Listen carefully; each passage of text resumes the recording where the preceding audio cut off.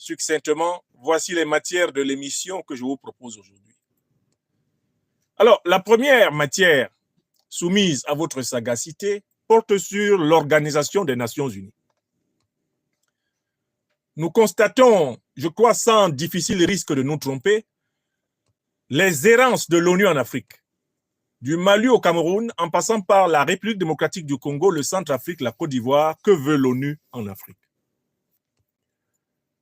L'Organisation des Nations Unies a été créée dans sa forme actuelle à l'issue de la Deuxième Guerre mondiale, de 1939-1945.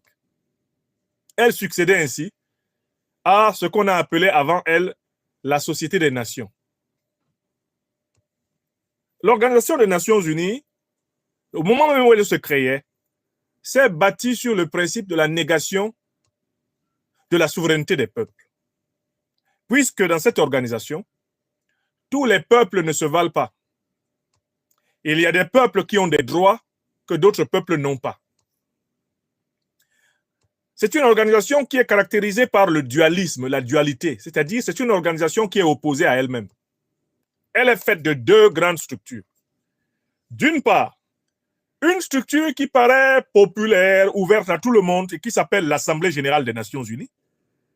Et d'autre part, une structure complètement élitiste qui s'appelle le Conseil de sécurité des Nations unies.